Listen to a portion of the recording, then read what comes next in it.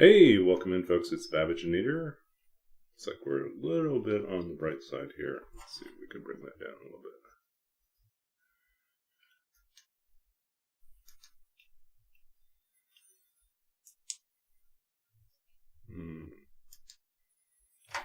I'm playing with a couple settings here. Let's try this. Move this back a little. Well, no, that actually works.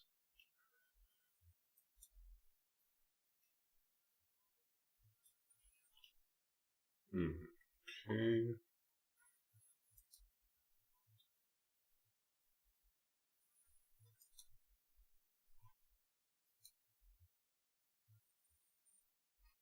Oh, I know what we'll do. We'll do it this way. Too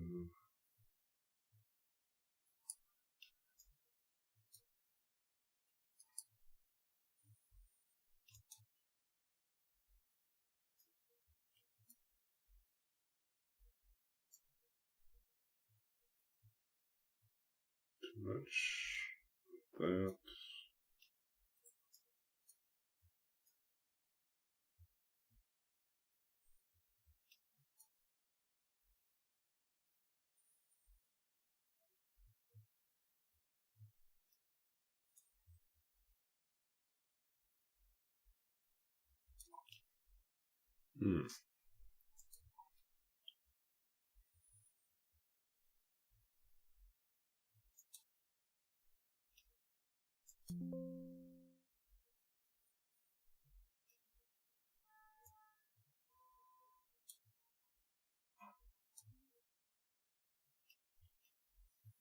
Okay, I'll try it that way. Okay, so welcome in, folks. Welcome in, EG. Good to see you. We are back. I've been trying to figure out a streaming schedule. It's been kind of a crazy week, so we'll figure something out next week. But this week you get me. It's just 2 streams this week, and next week I'll try to get back to 3 streams. Let's see. So big stretch. I kind of need it. I'm like, don't find. My new work schedule is such that I haven't quite figured out where to fit in my usual exercise stretch routine in the morning anymore. So I either have to get up earlier, or I need to work it in at the end of the day, and then yeah. I generally feel like I don't know if it's a difference in the bed or if it's a difference in the work schedule. But I do find like I'm just generally stiffer. Muscles feel a little stiff, and yeah. I feel like I need to soak in a hot tub is what I feel like I need to do. Or get a good like back massage and kind of unlock some of the tightness there. But I think it's just also stress. I think it's the stress of starting a new job, and I'm just holding it all in. So I need to figure out how to let go a little bit. Take up boxing or something, I don't know. Wrestling with wolves. So yes. So welcome. Hydrate.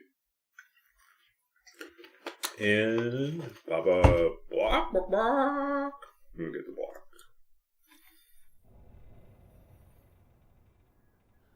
Okay, so we are at the Riken. We have metal. We have a hacksaw. We have a fair bit of coal.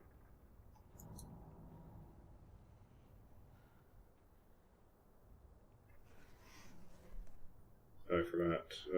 Let's see. Bar starting. We still need tinder, so need that. Okay, what's our goal here? How do we go? We are okay for food, I think. Not ideal. We'll probably survive.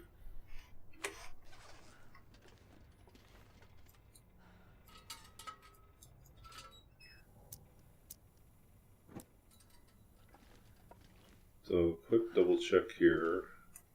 Already been here, but I can barely walk with this much gear. Just want to make certain we didn't miss any food, right?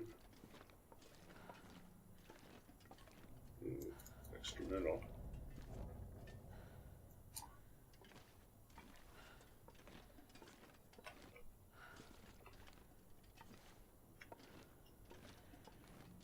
So yeah, first week of work and done. So far, I do not think they've regretted hiring me.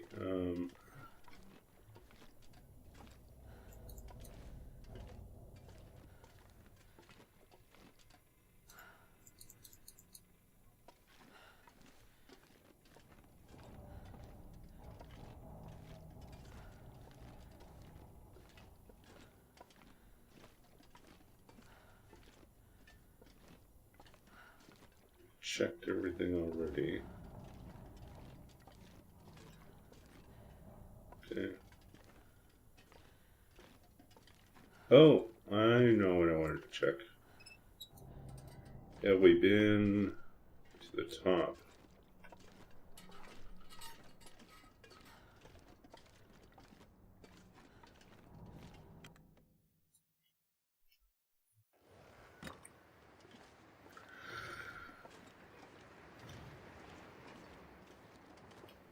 Is getting too heavy to carry. So some furniture coming on Monday. Nothing too exciting. I just have like a Calyx, cube storage unit. So just a 2x2 one. Nothing very big. And I have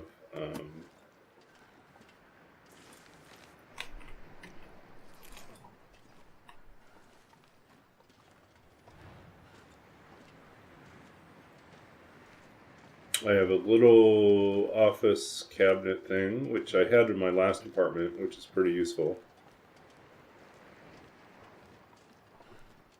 Yeah, that's okay. It's going to be kind of a lurky. Why be kind of lurk mode? Well, I can't lurk my own stream. That would be weird. But we've got big excitement here. We're going to forge the fire.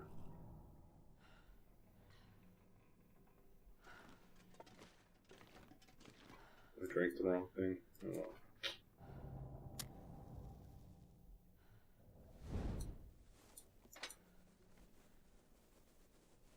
Okay.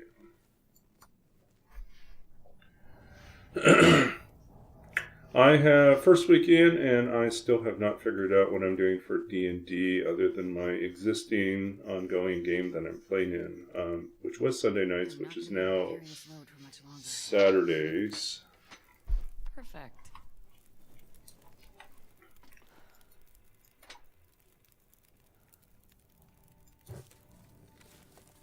One, two, three, 4, 5, 6, 7, 8.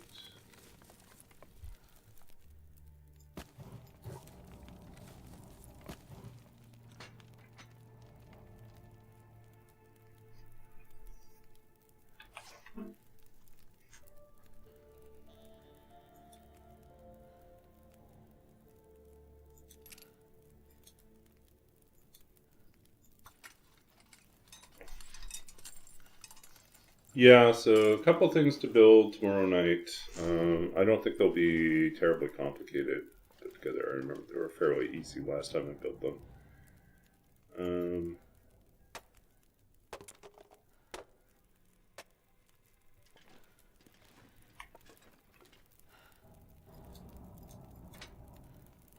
need something to eat.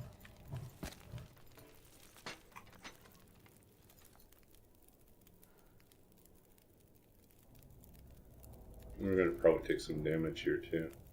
Okay, so what do we have here in terms of scrap? 23.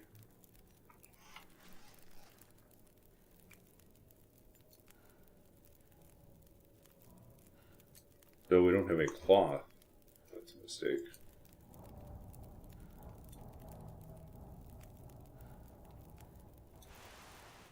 We can fix that.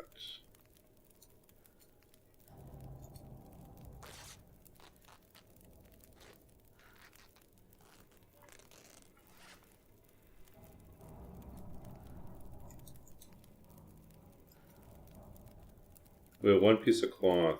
We will definitely need the knife. Oh man. Lack of planning on my part. I should have made certain I had enough cloth. Don't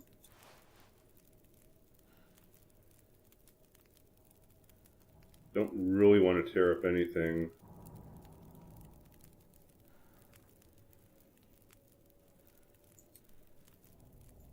So I guess it's a knife.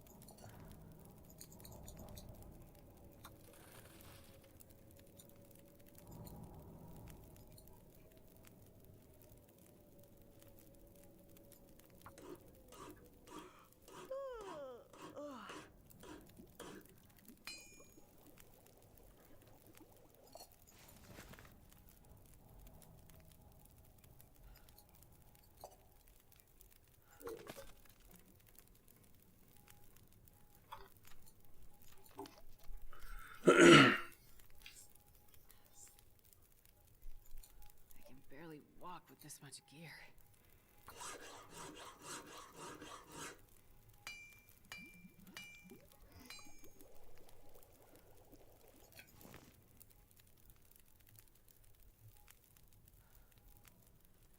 Oh, we have a knife now, right?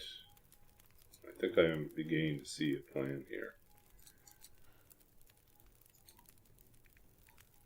With a knife, we can go upstairs and we can get a pillowcase.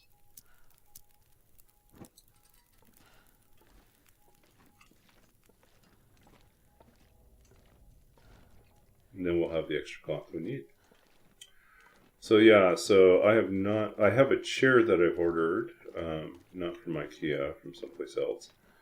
And that will come probably end of the week. Come on. Hello. Saw you.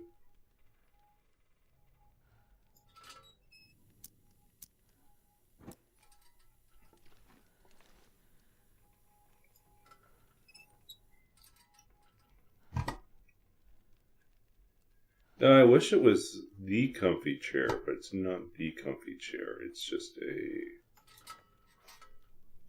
it's more like a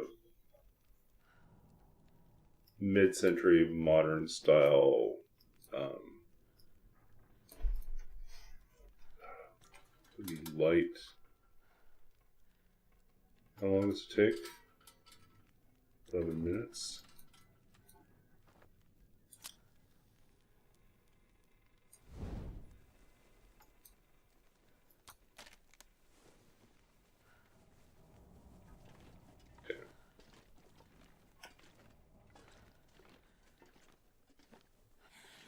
Yeah, so it's a side chair. I was originally planning on getting a sofa or a love seat. I am not entirely sold on that right now. Well, it might kind of make sense for the space. I don't think it really makes sense in terms of like long term how to get rid of it if I do move. Logistics of managing like sofas right now. Yeah, because I don't have a truck. I just have a vehicle, a car. So, okay, let's see.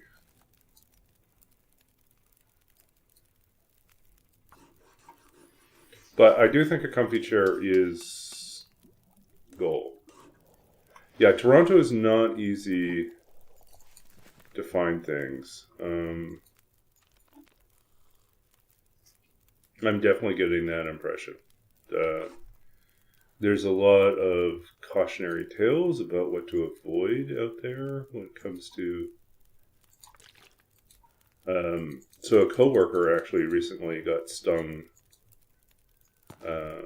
Got sold a laptop. The buyer paid him in counterfeit bills. And so, and he found out too late when he went to deposit in the ATM that it was fake money. Yeah, and so he ended up having to file a police report and everything. Yeah, and that was the first I'd heard about like Toronto having an epidemic of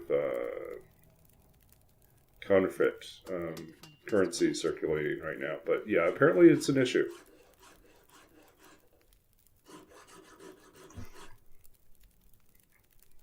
Okay, now we have our hatchet.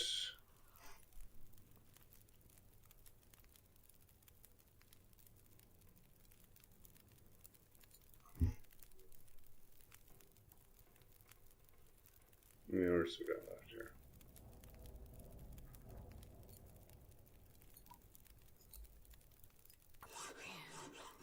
I am too tired to think straight.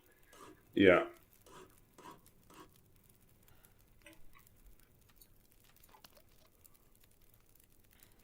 But he was saying, like, the problem is that most people in Toronto favor doing their transactions with cash, which creates this problem. It means they're very vulnerable to all sorts of scams. So.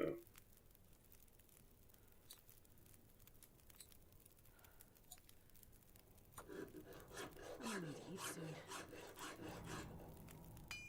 Now, since I'm a buyer as opposed to a seller right now, I mean, doesn't impact me in the same way, other than it does mean that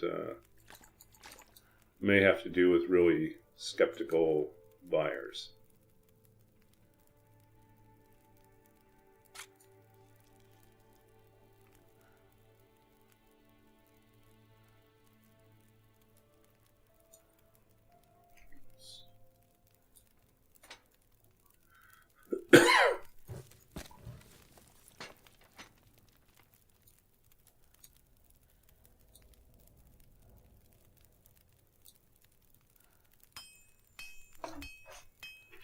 Anything right now.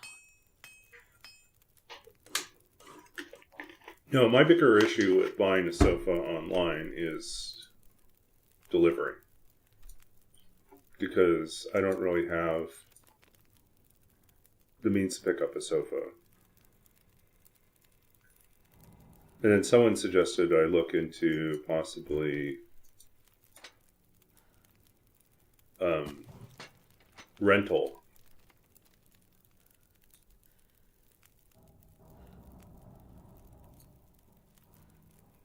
But I looked at that and I was like, you know what? If I were only staying for 3 months, maybe rental would make sense. But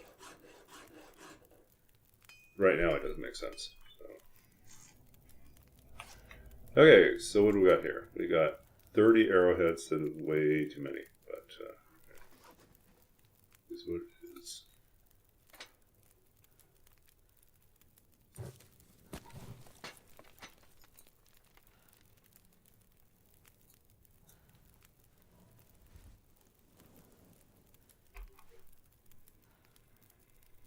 Yeah, I heard they moved on too from 100s to like other types of currency as well. So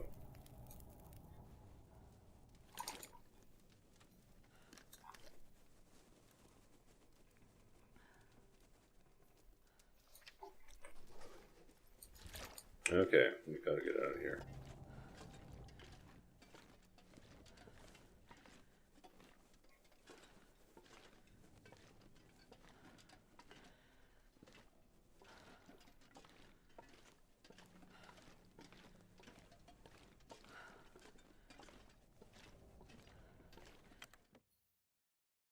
And this pack is getting kind of heavy. Oh, this is not good. I was like going, if it were daytime, we would consider.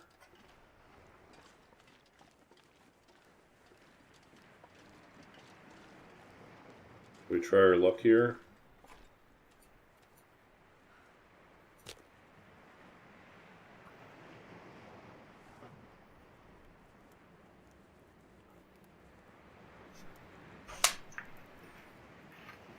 Come on, little fire.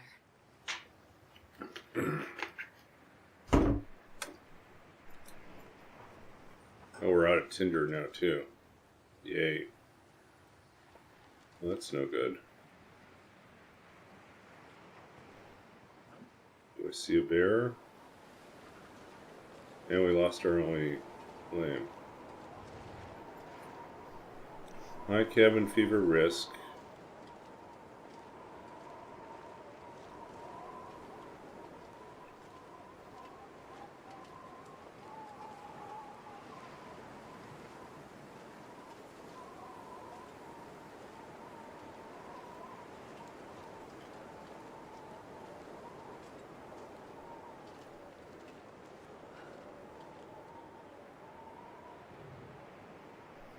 Okay.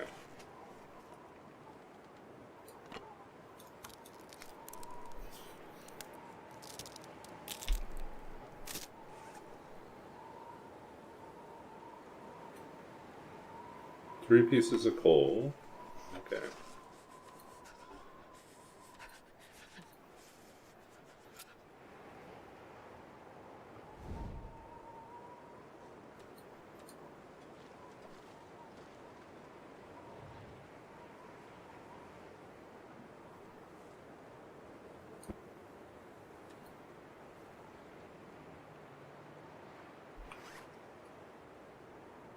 Oh, we still don't have any tinder.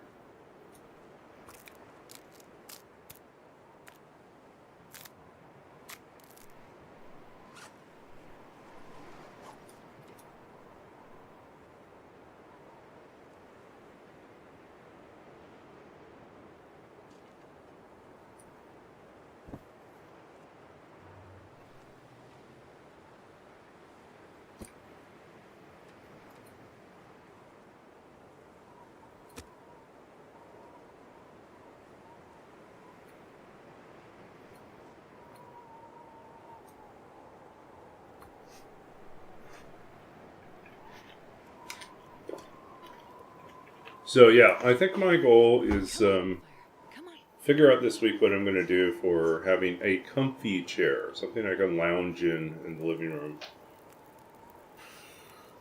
and whether that's That's a good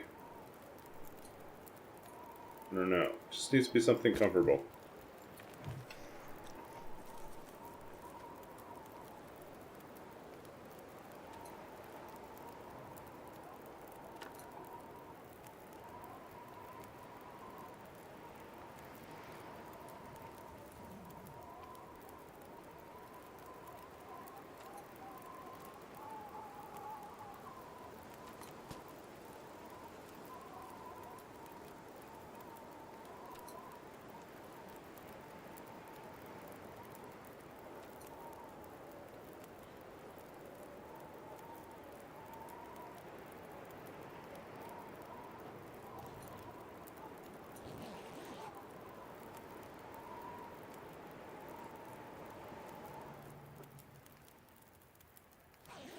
Okay, luckily our fire did not go out. We regained some condition, but we're still really not in great condition.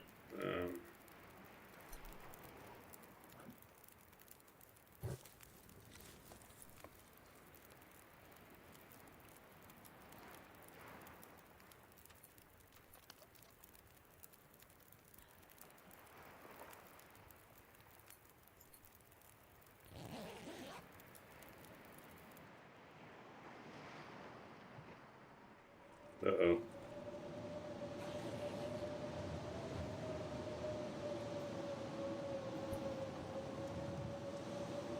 It's cold, and the wind returned, and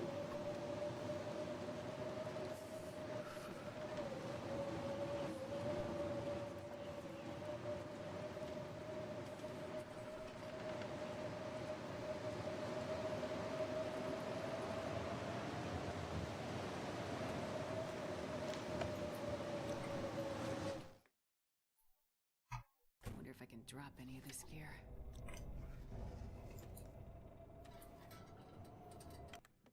Oops. Jeez, this is cold.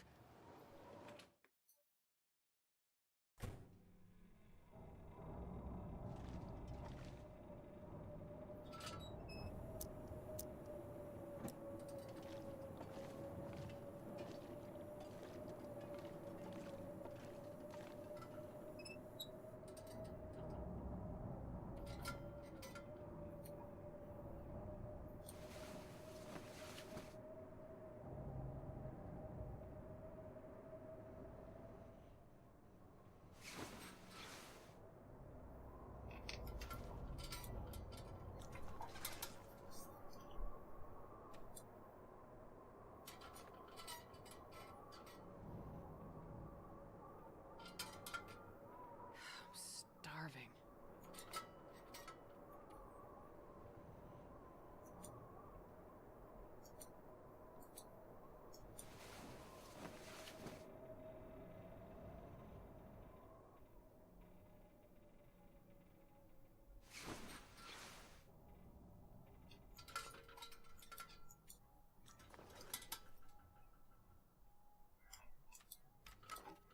Okay, looks like we're gonna avoid getting the cabin fever here.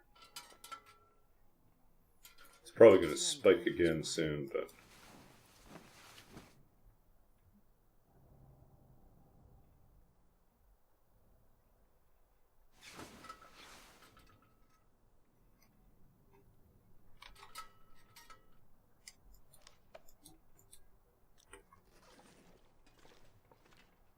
Oh, I've never been so hungry in my life.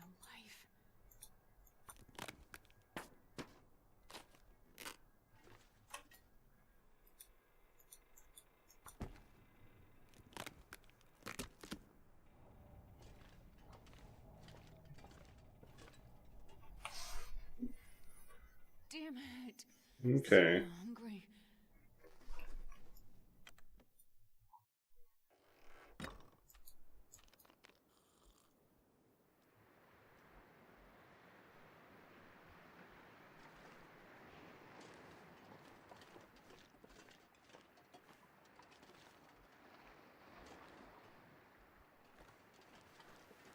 Okay, let's do a quick check of the island.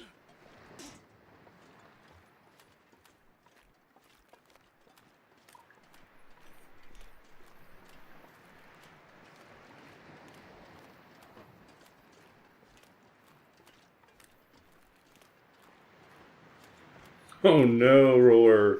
Pager went off. That's not good. And this pack is getting kind of heavy.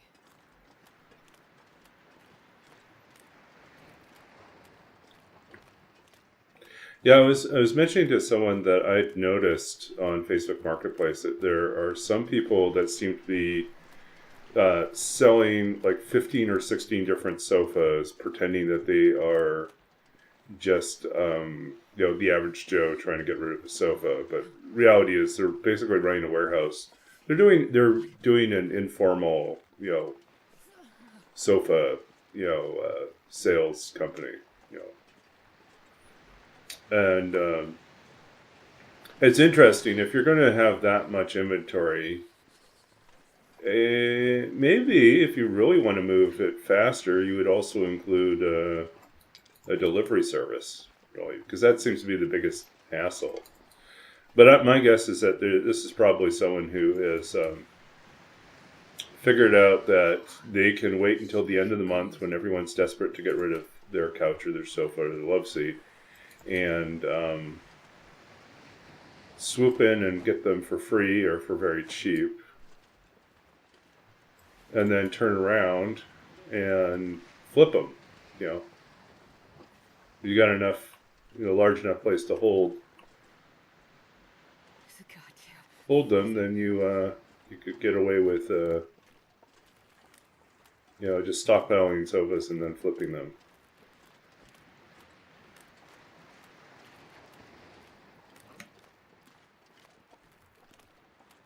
Yeah, no worries, Roller.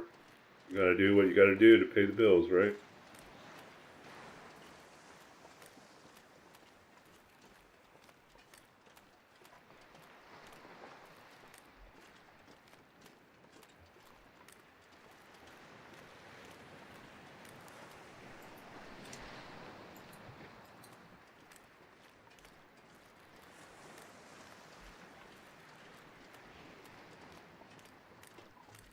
So yeah, I think someone's been flipping sofas out there. And I just wish that if they were going to do that, they would also offer delivery. And then at the same time, I feel like the other challenge with sofas, anything that's fabric based as furniture, is that Toronto also apparently has problems with bed bugs. And so buying used means that you run the risk of picking up something that is bringing in a bunch of other stuff, which you did not plan on.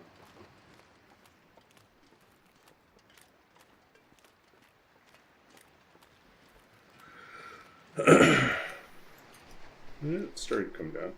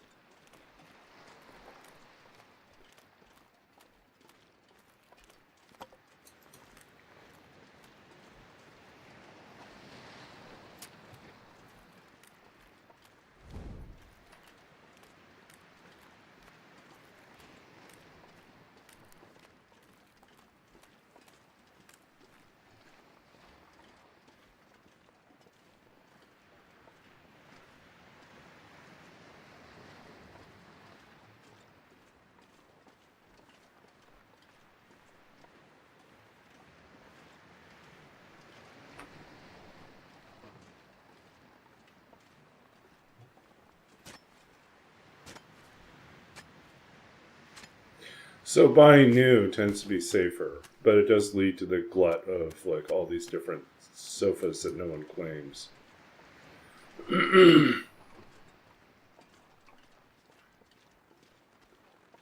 My mother's suggestion was go for comfy chairs, and they're just easier to move around and reposition if I decide to put things in a different way in the living room, which I think is also not terrible, but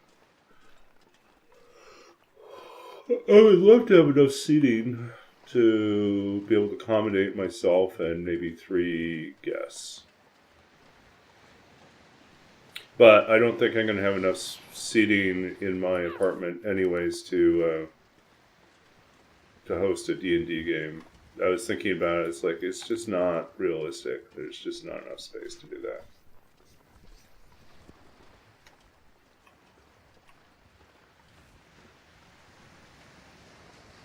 Which leads to a new problem, which is like if I do want to host a game, it will have to be somewhere else. So I had to start looking for potential places to run games out of. And I did find there's a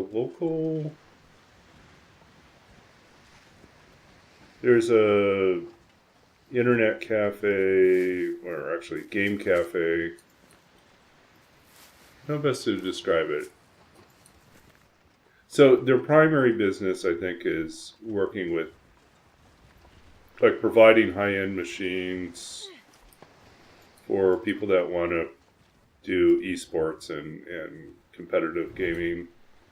So you can book time in those type of spaces, but they also have board game spaces and some D&D stuff in there as well. So I think they recognize that,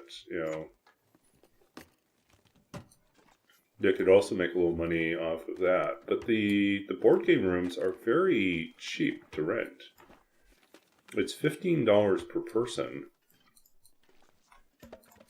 and they give you 5 hours. So that means, if you have a gaming group of, let's say it's a full-size game group.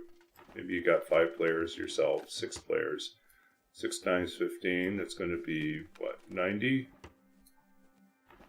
So they're making $90 for 5 hours. It's not really that much. And we're each only paying 15. The only downside, apparently, is that that's all I wanted. Is that what was I going to say? Oh, They have a menu of things that you can order for food, but they don't allow outside food. So no bringing in your own gaming snacks. You do have to order off of their menu. So I think that's what they're hoping for, is like people come in, lured in by the cheap room, but then spend their money on food and drinks. So it's not a bad strategy.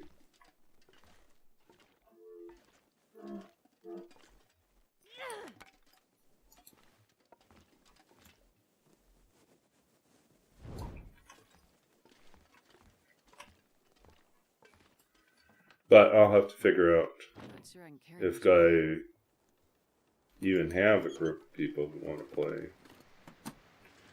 I broached the subject on one of the Facebook groups, and a number of people were like tentatively interested, but they all live far away, and so they're inclined. My fingers feel numb. They would say, like, "Are you interested in doing this as an online game?" And I was like, you know what? I already play in an online game. I would prefer to use this as an opportunity to get to know people in person, but if I cannot seem to find enough people, maybe I will have to do an online game.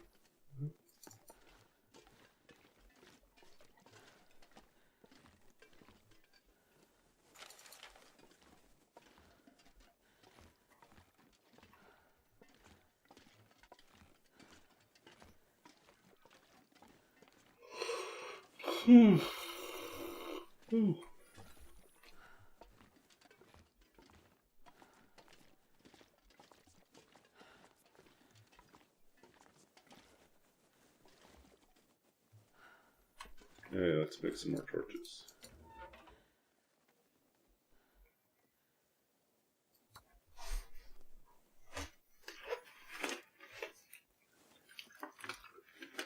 But yeah,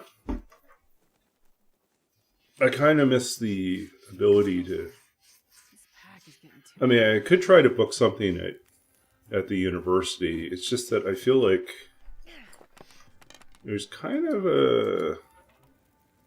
It's generally considered. I don't know if it's out and out taboo, but sort of the idea of fraternizing with the students when you're now no longer a student, technically faculty or staff, if that's an issue. I'm not in a position of power over them or authority, so like I don't, grade papers or anything like that. Whoa, wow, big raid. Welcome in, folks. Welcome in, ABC Tie. ABC Tie?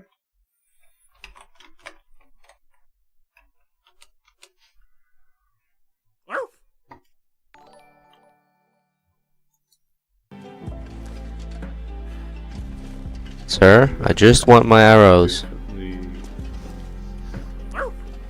another TLD streamer. Yay. Thanks. Oh, yeah, if you're Hi, just sir. joining us, my name is Babbaginator, but everyone calls me Baba. I'm a writer. I'm the author of 2 books of poetry. I'm also a former computer games programmer, a creative writing coach, and most recently, I need to update the bio. I am now a data librarian at the University of Toronto. So I kind of wear a lot of different hats. Yeah, and what we're doing tonight, what we've been doing for the last few streams, is a classic challenge I came up with about a year and a half ago. This is a lot of fun. You'll notice the D&D dice notation in here, if you're familiar with that. Basically, what we're doing is we're visiting every single region in the entire map, so both, the base map and then also the DLC, the additional regions outside.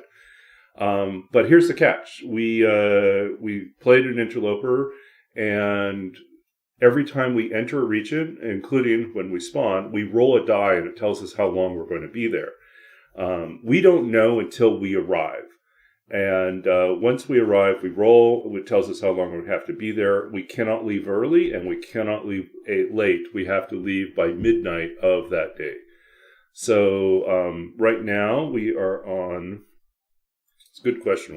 What right now, where are we at? So right now we are at... we're on day 21. So let's see, we leave on day 24. So we've already spent 3 days here. Okay, so we are actually 3 of 6, I think, now, right?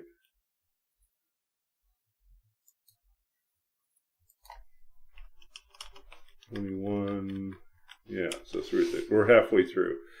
We just finished forging, and yeah, we're doing the best we can.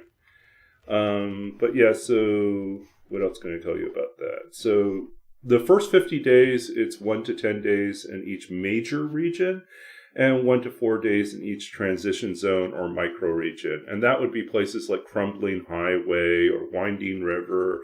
But I also consider things like Milton Basin as its own self-enclosed space.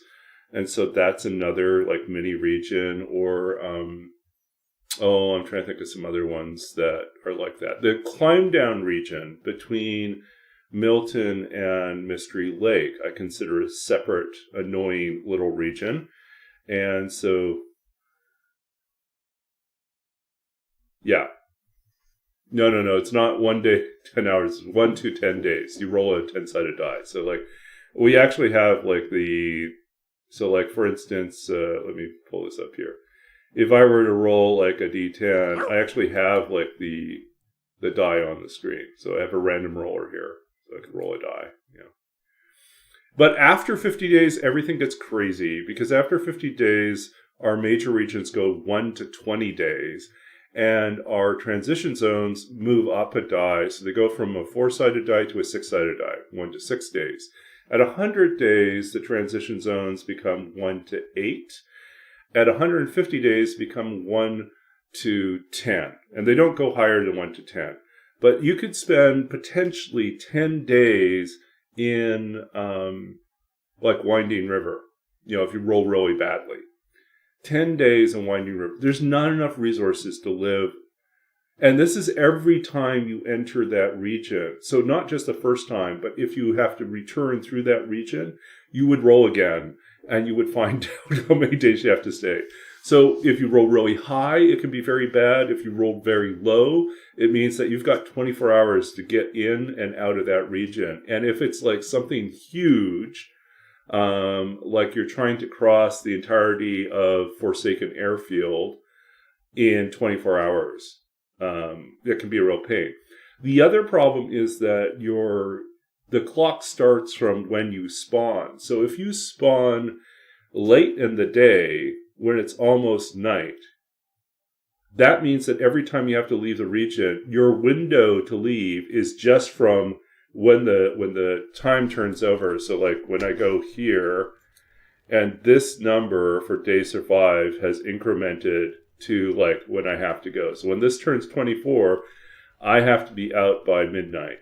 So if this turns over to 24 at, let's say, 10 p.m., I've got 2 hours to get out, which is not good.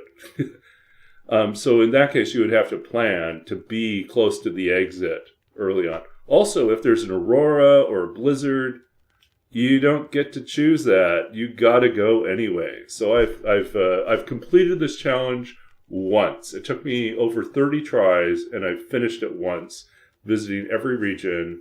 And we pulled it off. And you can see that the 303 days in the Interloper, that's the challenge run. So we figured, because now we have the Cougar in the game, and we have a few other updates and changes, it might be worth it in 2026 to try another attempt to see if we could do better. Yeah, so I've definitely had runs where I had 20 days in Broken Railroad, 20 days in let's see, I got through Far Range. Far Range was its own sort of micro region. I got like maybe like 3 or 4 days there. And then I went to Forsaken Airfield with 10 days. And then I went to, what's it called? I've forgotten what that, we'll have to look at the map. Let's see. We can't go there yet. But the, what's the poisoned area? The polluted area? I've forgotten already. But anyways, we ended up with 20 days there too, back to back. It was just awful. Barely walk with Zone of contamination. That's what it is. Yeah. This is kind of miserable weather here too.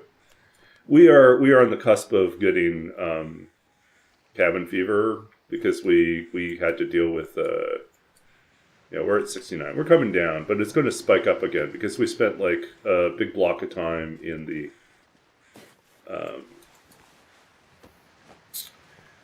Riken forging. So we've got a bunch of arrowheads now. Yay, arrowheads. We got our hatchet and our knife.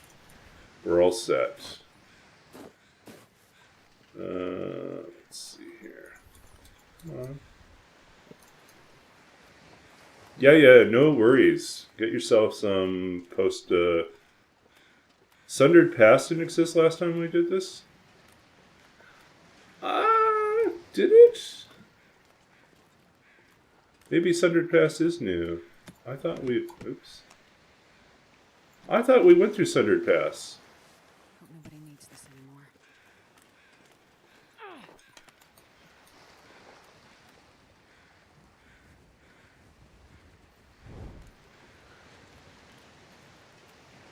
Oh well, I guess we'll find out.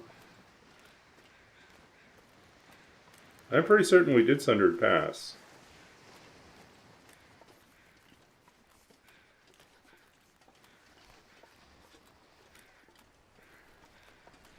Yeah, I mean the winning challenge one, where we actually did finish it, we visited all the known regions.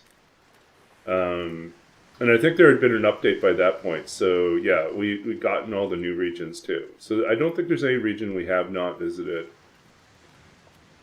The only way to make this challenge even more annoying would be to fall through the ice. Yeah, that would be terrible. That's a trap. It looks like I can get there, but I can't get there. Not with how heavy I am. Not from this angle. Maybe from this angle? If you approach from the right angle... Okay. Yeah. We're way heavy now. Gotta warm up somehow. Ooh, I think I see fish, maybe.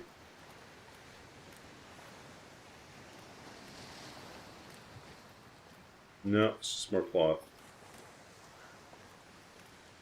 Birch bark, we're okay. No.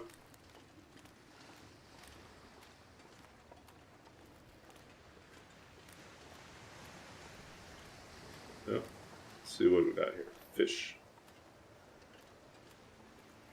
Uh-oh. Oh, so cold.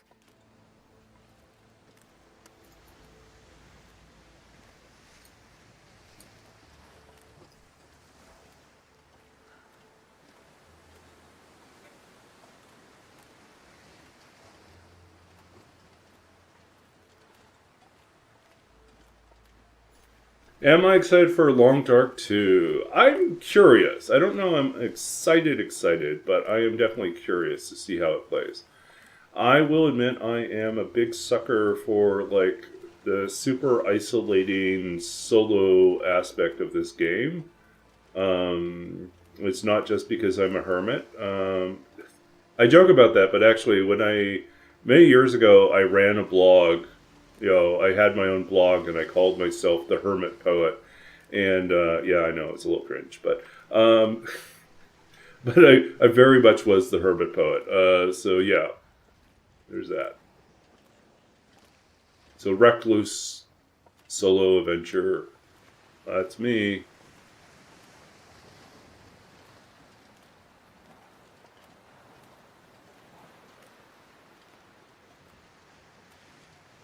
We did not kill this wolf. This is a wolf that washed up somewhere.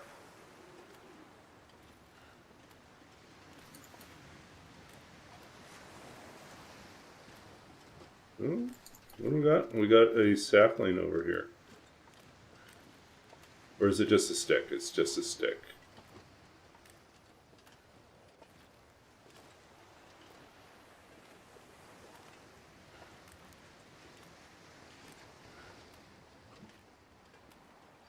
So, am I interested? I am interested. Is it something that I'm going to rush out and get right away? I'm not certain. Probably. Okay, I'll be honest. I'll be curious enough that I'll probably get it right away. And then I'll play it for a little bit, and then I'll come back to being like mainly TLD. That's what I totally envision myself doing. It's just like, I'm really curious how they'll handle the multiplayer aspects of it. Are they going to try to find a way to preserve the solo game aspect of it with also a multiplayer component? How does that look? Yeah. Oh, I was going to say, like, the only way I could make, roll with it more of a challenge would be if I installed the mods for expanding the world. And if I added all those other, like, player-created, modder-created regions, then that would be pretty wild. It'd take me forever to finish, like, the expanded regions. I have not played with the mods at all. I've just seen that they've done a lot of really good work with them. I think it's called the long development or something, but...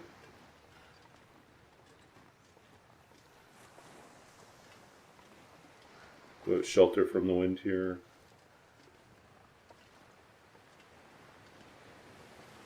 Not quite.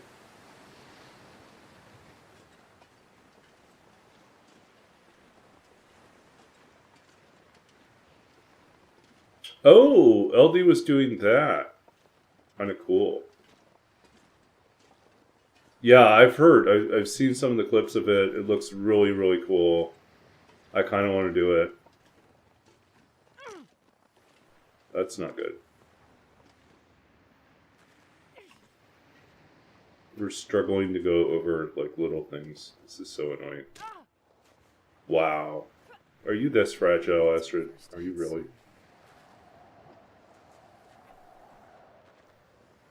Okay, we're going to drop this so we don't attract anything. We're going to fix ourselves. Because we've got plenty of bandages, so we'll just do that.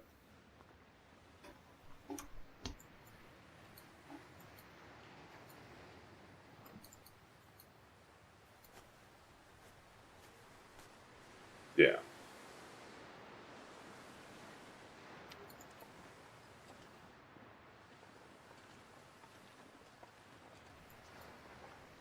Cabin fever is coming down a little bit.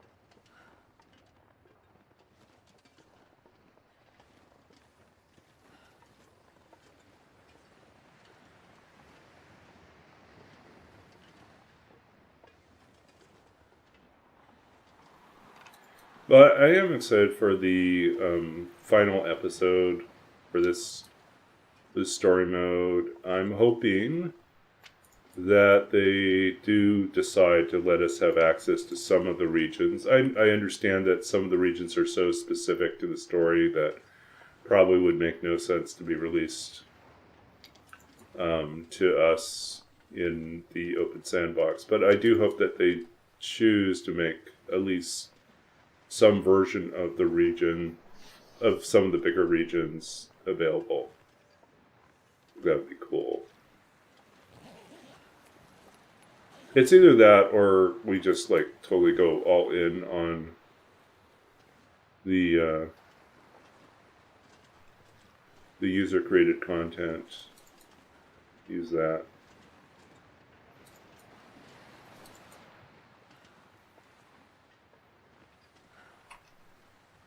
Yeah, I know.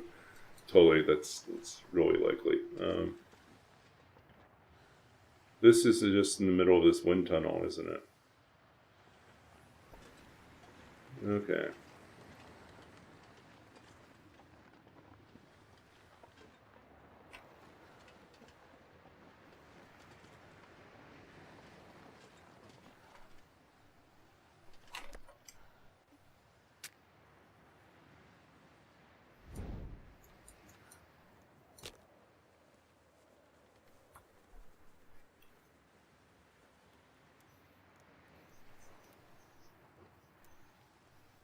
Come on, little fire. Come on! Yeah, Astrid, got to get better at lighting fires.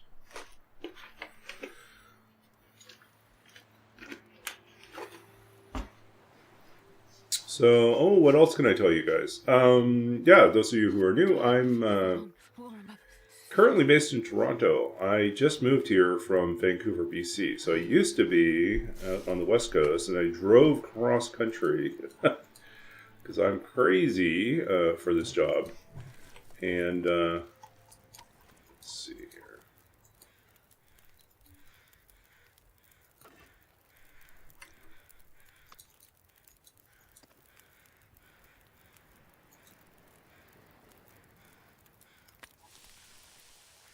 Yeah, so now based here. Okay.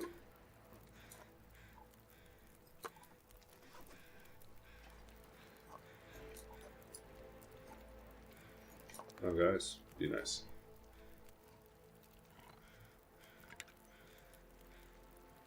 This pack is getting too heavy to carry.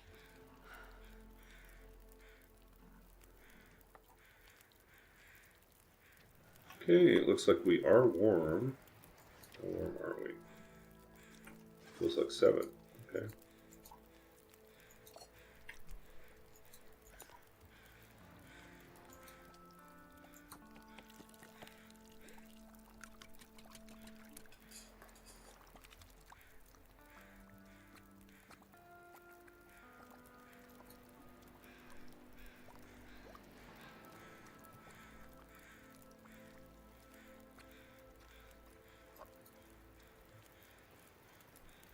Are we feeling lucky?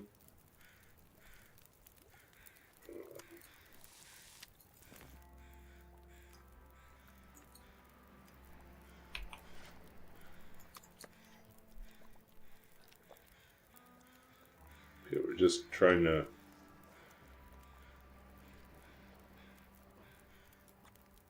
Yes, I'm so behind in furnishing this apartment. I have a desk, an office chair, or a computer chair, a bed and a bed frame now,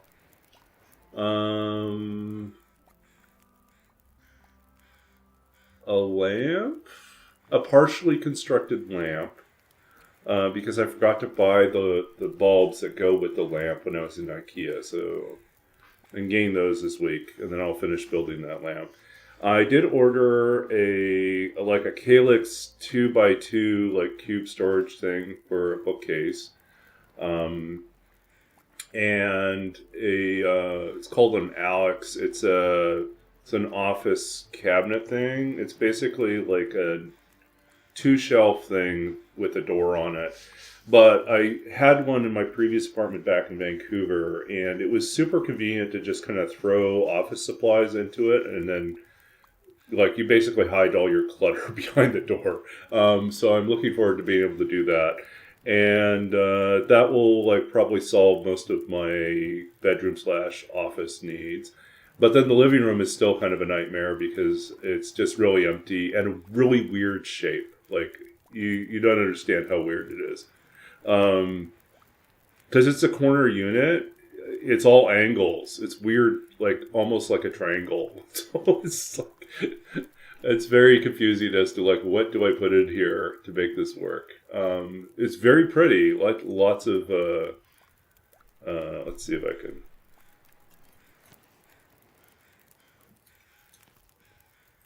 I think maybe I can pull up a panoramic shot I took when I moved in, but before I had any furniture here. Let's see if I've got that kicking around here somewhere. Oh, you know what? It's going to be a little tricky to get. Hold on.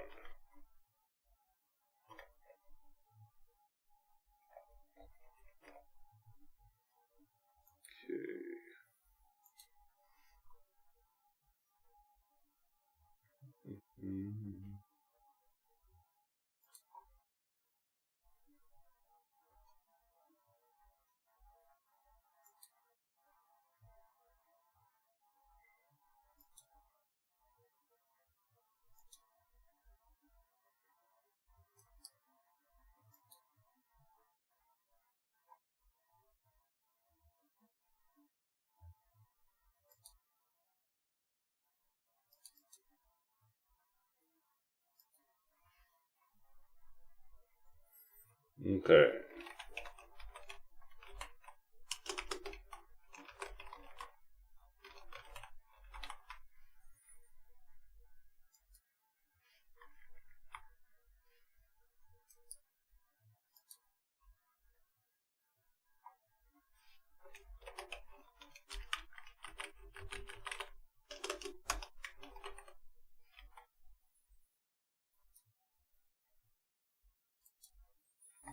Okay, let's see if we can pull this up now. I got.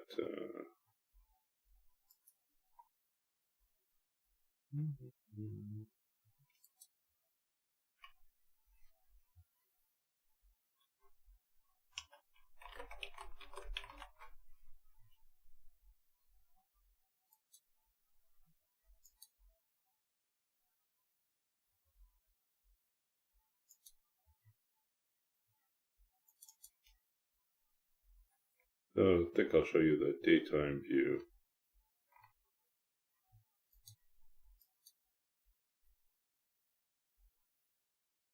So this is the panoramic view. Let's see if I can...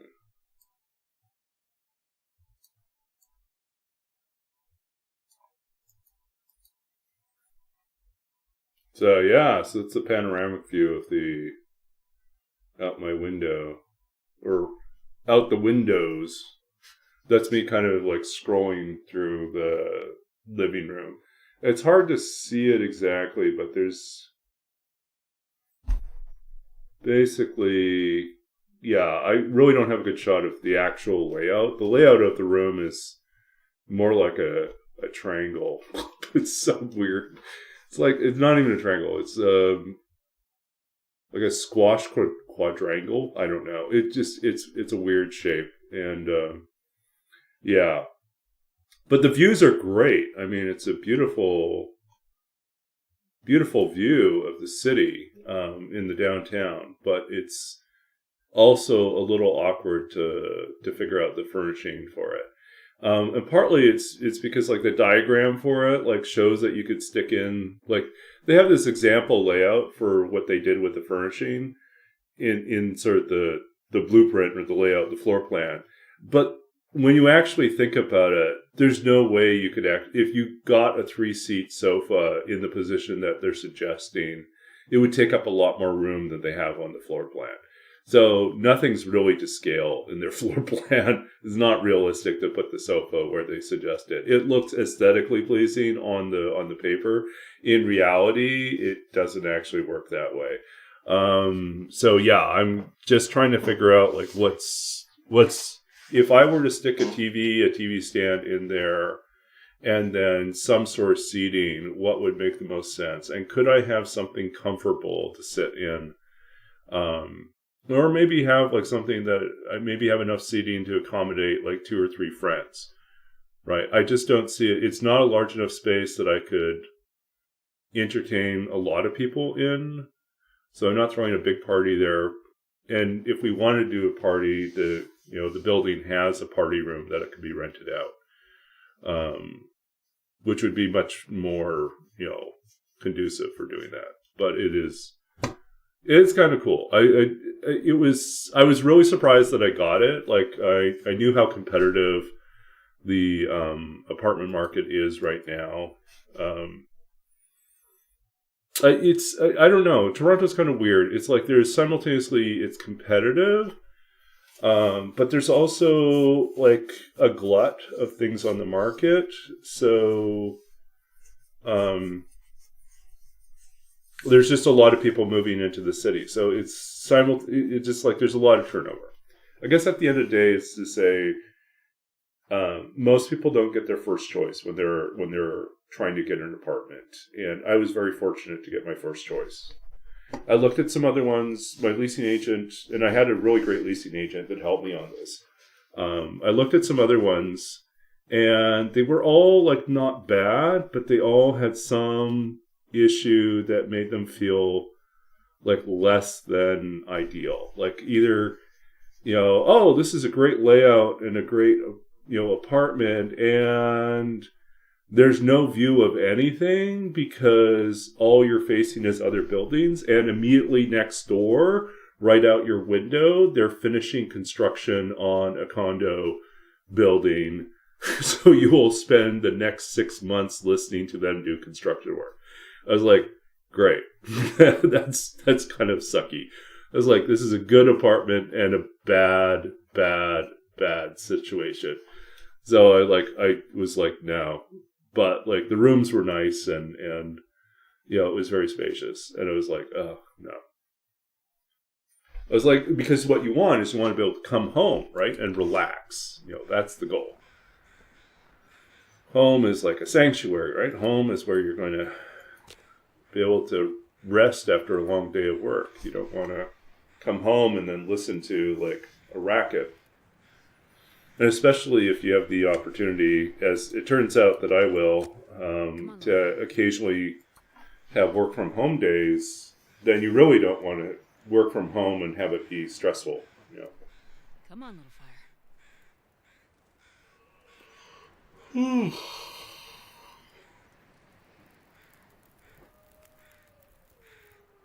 Perfect.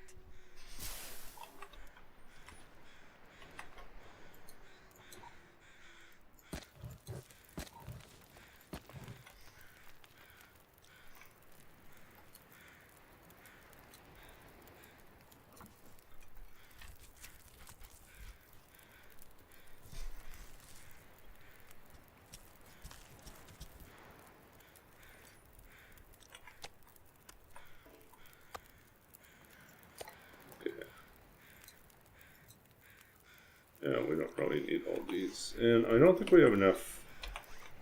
We just don't have enough fuel to actually do everything we want to do we?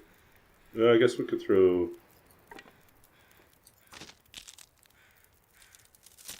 some more sticks on here.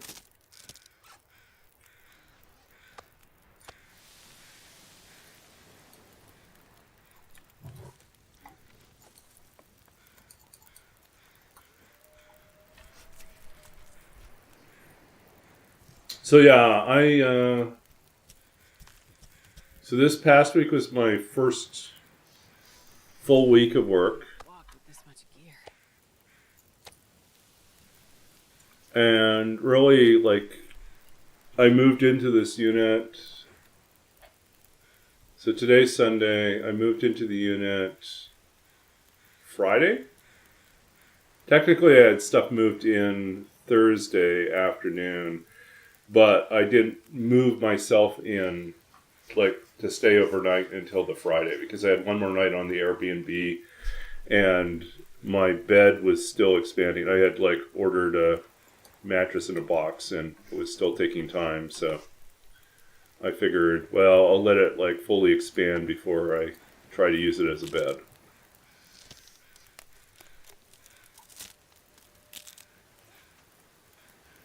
So yeah, so Saturday or Friday, so Friday, Saturday, Sunday. I had 3 days and then I was immediately at work. And I've tried to do some additional, like, furnishing through Facebook Marketplace, but it's been very hit or miss in terms of what's available. Yeah, the first couple nights I was sleeping on the ground, which was not not ideal. Thankfully, the bed frame came a day early, and I was able to get a full night's rest and not be on the ground.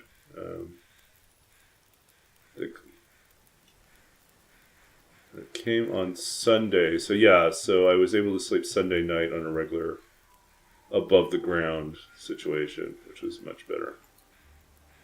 Okay.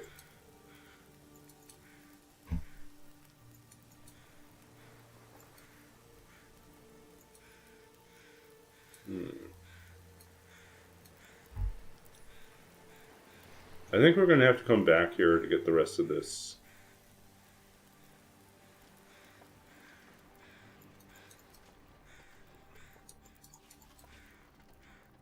Guess we could look for some more sticks, but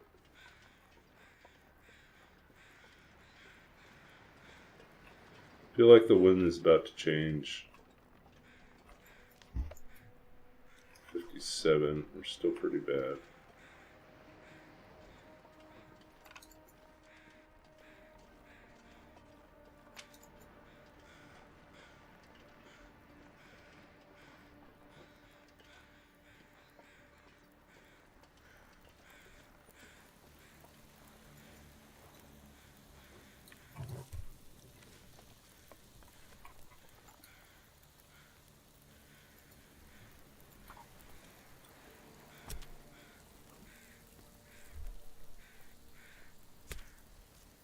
Yeah, it was really crazy. I arrived in Toronto on the night of, in the aftermath of this, like, incredibly horrific snowstorm.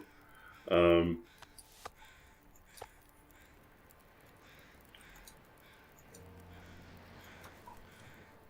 then it was just all, like, a huge hassle, just to navigate around the city.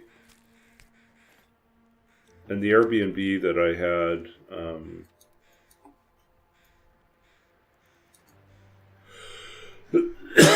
did have parking, like a garage spot for my car, but it was inaccessible because of the snow.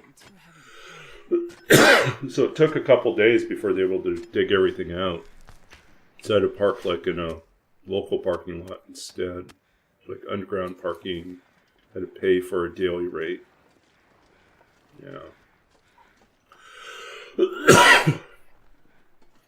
It's not fun.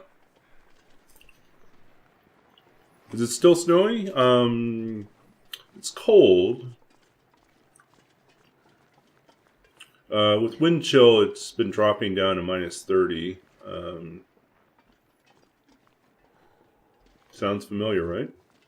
Yeah. It's had some snow, a little bit of snow, but really we're done with, like, for now I think we're done with the big storm.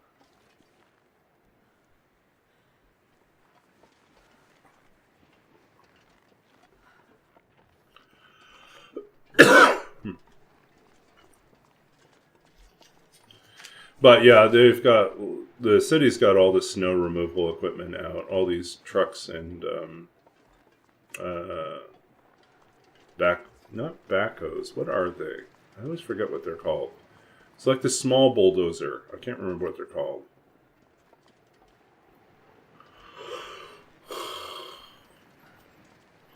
But yeah, they've been out trying to clear all the remaining streets because I guess before the big snowstorm, a few weeks prior to that, there's a wolf out here somewhere.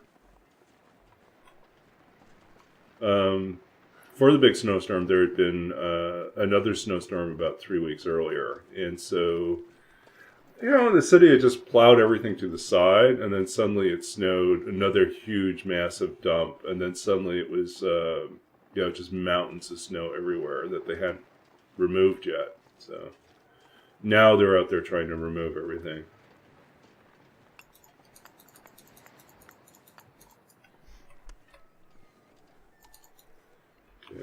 drop this guy.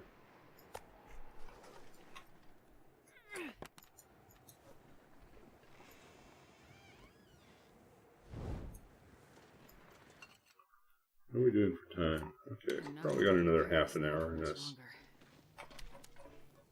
Okay.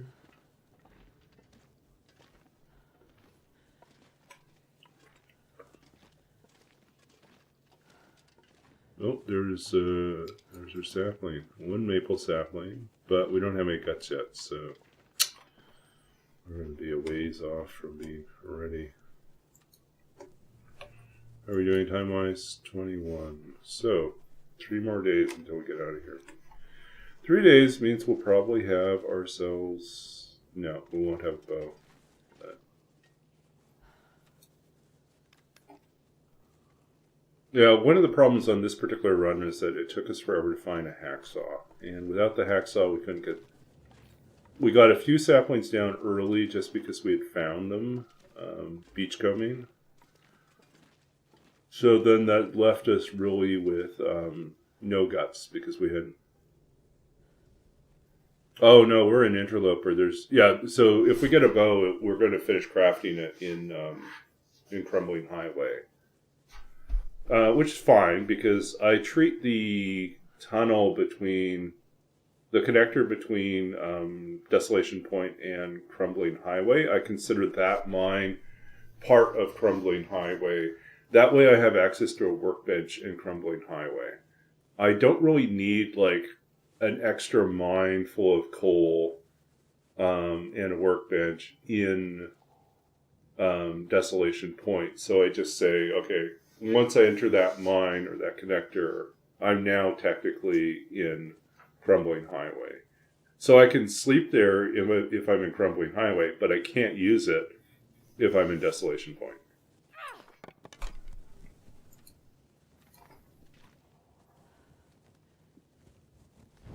So yeah, we'll have a bow by the next region.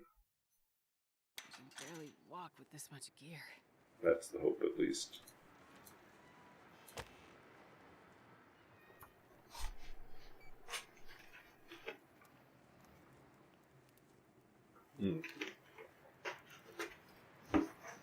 Come on, little fire. Come on. Yeah, feel free to ask me any questions about Interloper, or if you want to really feel brave, ask me any questions about, I don't know.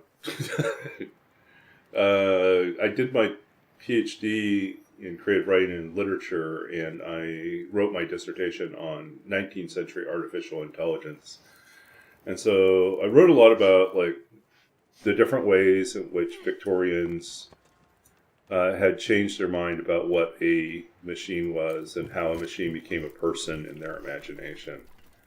And so I wrote about Sherlock Holmes, I wrote about Charles Babbage, I wrote about Frankenstein, I wrote about a lot of really weird, obscure, like, science fiction from the 19th century, where people had clockwork brains or other weird stuff. And, yeah, so feel free to pick my brain about stuff like that, or about contemporary AI. There are lots of... Because what I wrote, effectively, was a cultural history of AI, like, looking at where the ideas and the anxieties came from. Too heavy to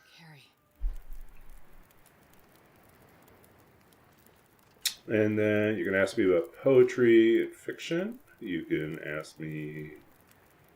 I don't know. Pick my brain. Ask me something weird. Like, might be able to answer it.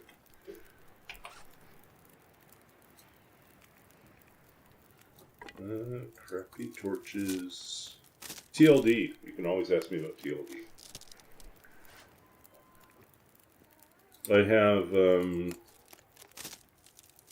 what's the current count? I think I'm getting really close to a magic number. We currently have 3,785 hours in this game. Of which I will say there's about 700 hours that are maybe 750 hours, 700 hours, 750 hours that are Stalker, and 3,000 hours that are Interloper. So about 3,000 hours is Interloper. I won't say that I'm no Kimiota. I'm no Perfect Trip, but I do. I have learned a lot of tricks and techniques for survival, and I do find myself putting. Well, I do get sometimes deliberately, sometimes accidentally doing some really ridiculous challenges and trying to survive in these unexpected ways. So it's a running joke that often my Interloper runs, I have terrible luck with bedrolls, and I will go like a long time without a bedroll. And I've done other things, like I did one run where I had to survive 50 days without matches. And so all I could use were flares, Maglens, and Fire Striker. And yeah, that's it. Yeah. So I survived 50 days doing that. I have survived. I did Misery. The only time I did Misery also set a couple other records for me.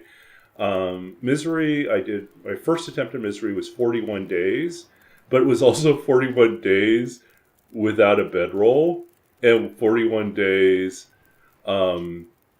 without hunting, because I never got.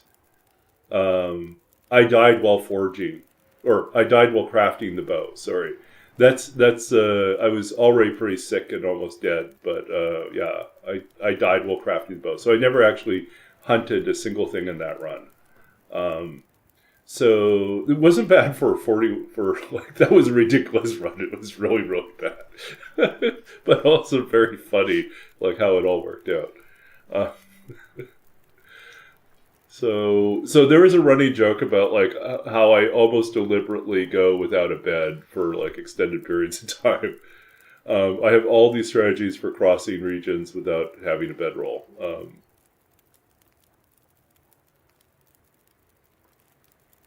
Okay, I think we might need some more water.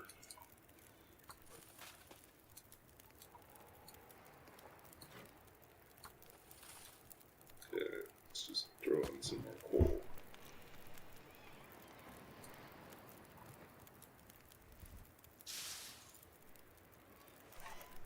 Blackrock. The first step of surviving Blackrock without a bedroll is don't go to Blackrock. Oh no, I really hate Blackrock. I have lost so many of these roll with it challenge runs where my last region turned out to be Blackrock, and I did not survive. It's like, that's just not fair, those Timberwolves. I've gotten... Yeah, one of the areas that I still need improvement, let's put it that way, is dealing with Timberwolves. I have gotten better, but I'm still not as... I still get into panic mode dealing with Timberwolves, and that costs me.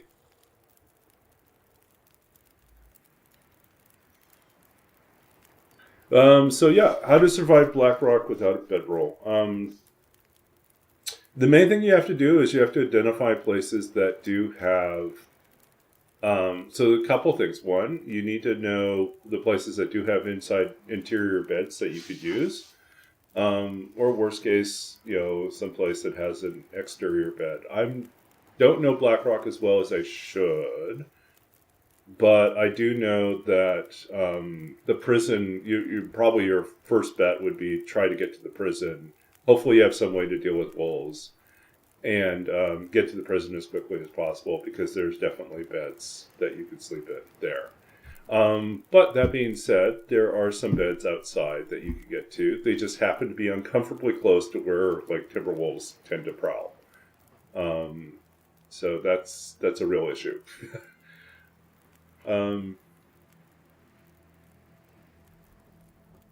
Yeah, the farm. You could also do the thing where you build a fire in the fire barrel and sleep in the truck.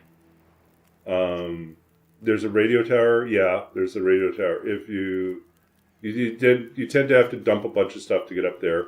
I've definitely used snow shelters a lot when I don't have bedrolls. And so, like, if I'm ever doing this challenge, roll with it, and I get stuck in Crumbling Highway for, let's say, I rolled 4 right off the bat. There are going to be 4 days in Crumbling Highway. There's no place to sleep in Crumbling Highway, right? You've got the cave and the mine and basement. Basement has no bed. Cave has no bed. And the mine has no bed. And the arch, I think it's called the arch. But yeah, there's another cave, and that doesn't have a bed. The basement doesn't have a bed. You'd have to have a bedroll. There are no beds in Crumbling Highway. You can sleep in the car or the truck if you do the moss bed in the cave down the mine shore. No, that one doesn't have a bed. I don't think.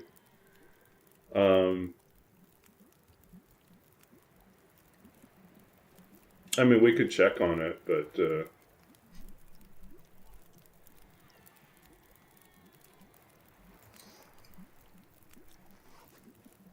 we'll get there and try it out. Not the stream. Yeah. Yeah, I think there's no beds other than sleeping in vehicles. So it makes it very tricky to survive in Crumbling Highway. Now, with beachcombing, it did solve the problem of food, because otherwise you'd quickly run out of food in Crumbling Highway. And one of the big problems about Crumbling Highway is that you have to pass through it on your way to Desolation Point and on your way back. So if you harvest everything on your way to Desolation Point, when you leave to go back through Crumbling Highway, if you roll high, then you will find yourself starving unless you bring food in. So you just generally plan on bringing food into regions if you know that the food is going to be scarce. And you just don't know if you're going to roll high or low. So you might as well just take in, extra cattails, or take in, a lot of tea or something, just something to keep yourself from being I'm not going to be able to carry this load for much longer. completely dead in the water. Feels like night is coming. Or on ice. Yeah.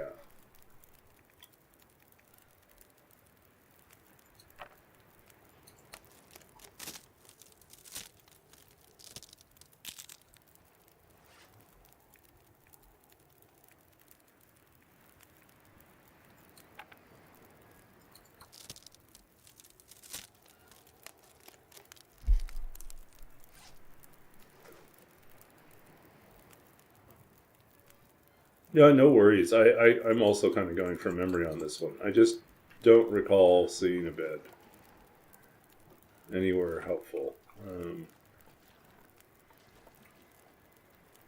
So more trouble.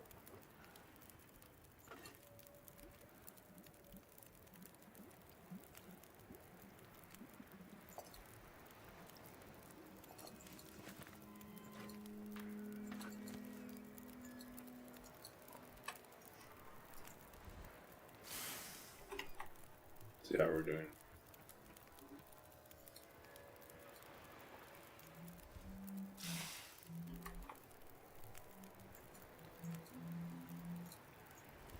So we're going to be pretty strict with our bedtime, our wrap up on the stream, just because I'm now a responsible adult that has to go to work tomorrow morning. So, yay! Welcome to adulthood again.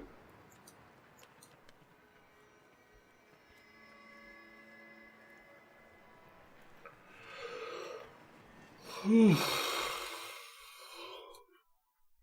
barely walk with this much gear.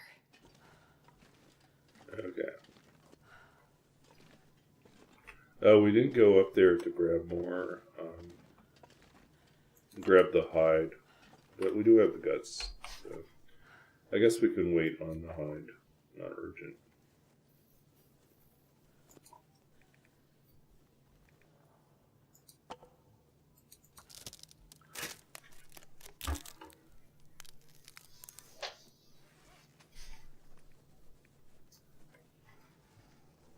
No, it's we want a bedroll here.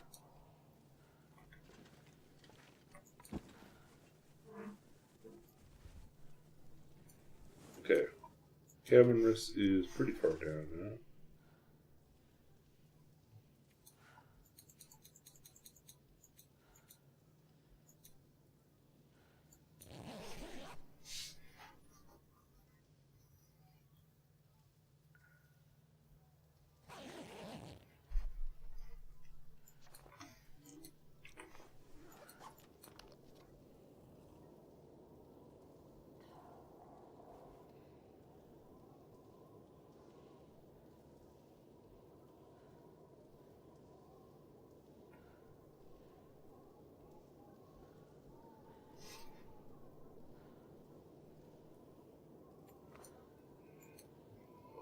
Oh, actually, let's see what we can work on here. I do know we've got stuff we can do.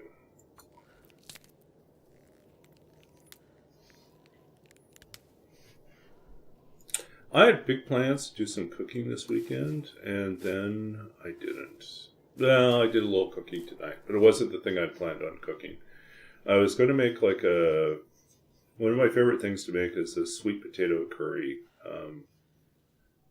So I use like Japanese sweet potatoes instead of meat, or sometimes with chicken as well. But that was the plan, and then I realized I had not gotten around to getting the to buying a curry block. Which, if you go to most Asian grocery stores, you can buy a Japanese curry block. Basically they're just the concentrate curry bouillon or curry like soup base, but like in these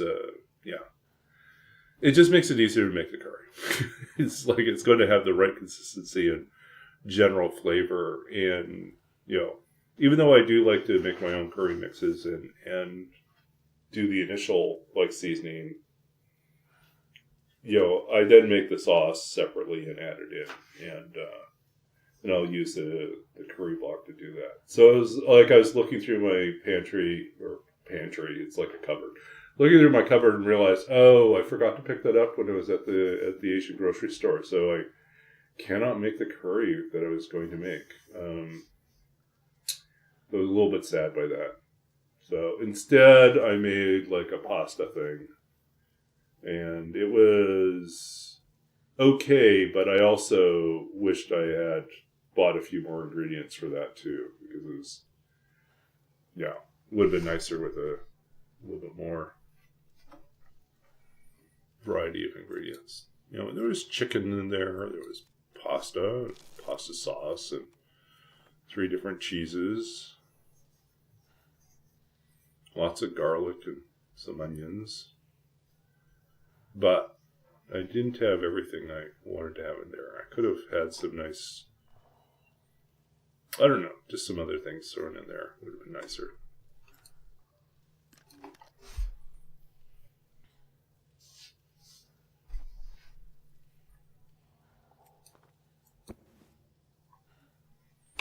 Okay, folks, we are officially, well, we're not officially on day 22. We are getting close to day 22.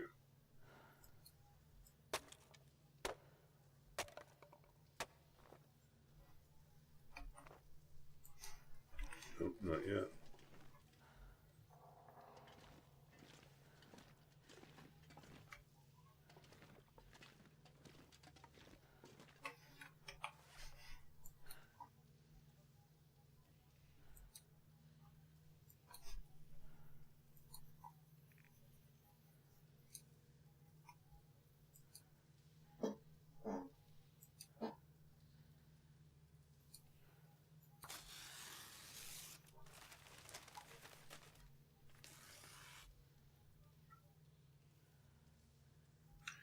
So yeah, the So my favorite challenge is definitely this roll with the challenger, because it's on one hand it's easy to understand what you need to do. On the other hand, it is sometimes ridiculously difficult and unfair. Yeah, which makes it fun. We're lucky in this particular spawn that we spawned so early in the day. So I think if we wait another hour, we should tick over into the next time. Yeah, there we are. Day 22. So we're day 22. We're only 2 days left. And we're out of here. But in any case, I'm probably going to wrap up here. Before we go, we'll do some of our usual things, which is just save this way. This pack is getting too heavy to carry. Save. Okay, so one of the things that we usually do here is we read a poem. Yeah. We have a little poem here, and we're going to, I guess we'll try Poem Chooser to see what gets suggested. Oh, it's Babbage Closing His Eyes, 1871. Oh, hold on a second. I just realized I really need to go fetch my copy of the book, my physical copy of the book, so I can actually do the show and tell. So give me a second. I'll be right back.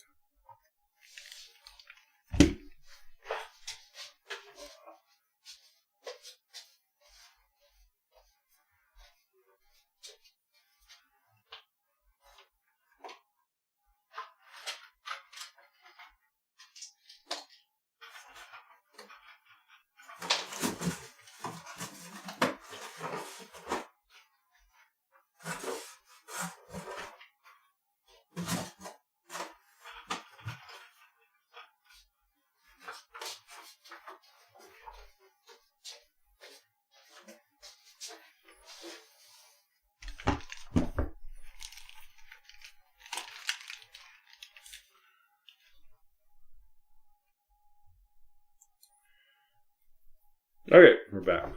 So we're going to read from Babbage's Dream. Look, it matches my background. All on fire. Babbage's Dream, my second book of poetry, published by Sundress Publications in 2017.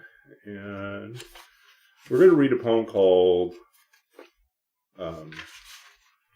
Babbage Closing His Eyes, 1871. This is a poem about Charles Babbage, 19th century mathematician, and very famously computer pioneer in the sense that he designed, partially built, he conceived of, designed, partially built, what would have been the first computer. First general purpose, programmable computer that ran on instructions, that had all the divisions of the modern computer in terms of having essentially a CPU, short-term memory, like a register system, like registers, that's what we use, and then long-term memory storage or data storage, and then also even a printer, like he had an output as well that printed out results. And could be ran on punch cards and understood that data could be data, any sort of data. Data could be information, could be instruction, could be memory address, all those different things. So all these concepts that modern computing depends on originated with Babbage, which is pretty amazing. But he never saw the conclusion of his efforts. And so Babbage Closing His Eyes, 1871, is Charles Babbage on his deathbed as he comes to the end of his life. Yeah, I'll read the poem and then we'll give you a little behind the poem and talk about some of the other things going on in there. Babbage Closing His Eyes, 1871. What is it that you see rising from the gray, even as the lights dim, your heart and lungs clocking out after the long day of labor? The world slows, weary of the noise of other beings, You've said many things to rooms full of impenetrable minds, tried to lay down a map for those who might follow. What else can you do at the end, when there is no language expansive enough to render what lies beating in the heart of every diagram you've sketched? Between these lines and the grand machine, invisible, intangible as a ghost-made miracle, you've lived out your years, crafted a home in the shadow of a dream, and now it is over. Outside, the organ grinders gather around the walls, their angry little boxes of gears stubbornly playing on, relentless in your final hour. Though you fought them for years, drove them from the street lamps into the deeper night, they will not leave. They will not let go. So the organ grinders at the end, this is kind of a funny, tragic story about Charles Babbage and his vendetta and his long-term war that he waged against the organ grinders. And the organ grinders in the 19th century were they basically were people that had a mechanical music box with a hand crank on it. Sometimes they had a pet monkey that did the cranking, and sometimes it was just them. And it would make a really tinny, annoying form of music. And Babbage hated them with passion. He viewed them as a public nuisance. And they were kind of a public nuisance because one of their strategies was they would gather around passersby, especially affluent-looking ones. They would surround them, grinding away with their organ grinder, their music organ thing, and they would not leave until you paid them to go away. So there was this extortion model that they were engaged with, and Babbage hated this. He hated that they always were around his workshop and his areas that he was doing a lot of labor and thinking, and he did not like them. So he spearheaded a number of initiatives with the city to have them have their ability to perform, made it illegal for them to be within a certain radius of residences and of certain important places. And this meant that they lost a lot of their revenue. They no longer were able to extort people to get their money. They had to do it in other places that were less lucrative. They hated him for this. So when they found out that Babbage was dying, and this is not me just exaggerating, this is actually historical account, they found out, they gathered outside his home, within earshot of his window. they just grinded round their organs all afternoon while he was on his deathbed dying. It was just the most petty, terrible thing. And yet, the irony of the metaphor, right? It is like he spends his whole life consumed pursuing the construction of a machine that will as he even says, is once built, some future generation will prove me right that once built, this machine will change the world. And he understood that this was something that was so paradigm shifting, so world changing. Once you could liberate and transform certain, tasks that had been dependent on humans to do this calculation or reasoning or logical work, and humans turn out to be quite fallible at this stuff, and move it over to a machine, that it would transform things. It would be faster, it would be more efficient, it would be more accurate.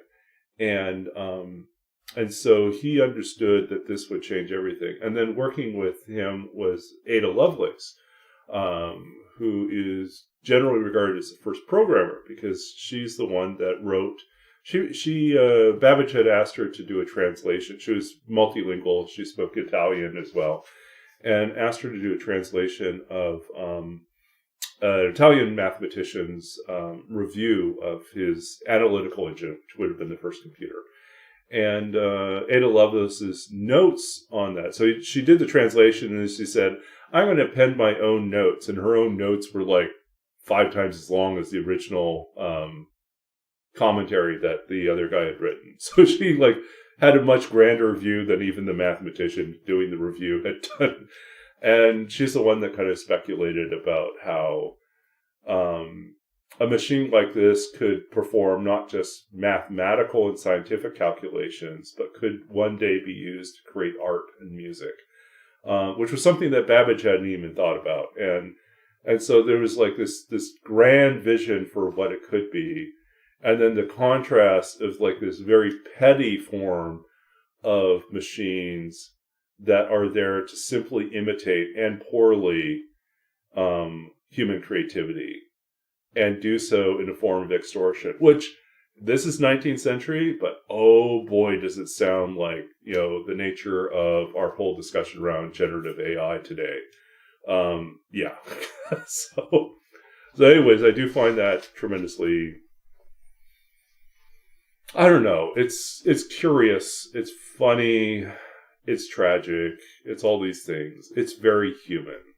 And I think that's kind of the lesson that I learned from Babbage, is that, we have these caricatures of these historical figures, and we think about them as disgruntled geniuses or failures, or as fixed in time. But in reality, their lives are much closer to ours. Their struggles much closer to ours. Tragedies often much closer to ours. And so, anyways, thanks for listening to my ramble behind the poems.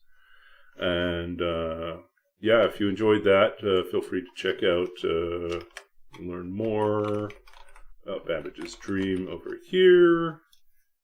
And yeah, so yeah, happy to be able to share poetry with you guys. Let us move on to the next task, which is to find someone to someone to raid. It'd be find someone to read is also very good, but that's not what we're doing right now. Thanks. I'm glad you enjoy the poems. I offered it on a whim, and then I came to realize that, one, I enjoy doing this, and two, it seems that people do generally like to see and experience something a little bit different. And if I can offer something a little bit different, that's great. So who's up tonight? Wow. A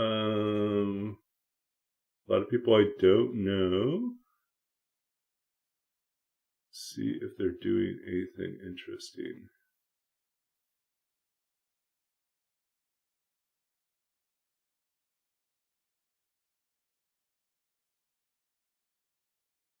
I think we might go visit Isladon, who I think we've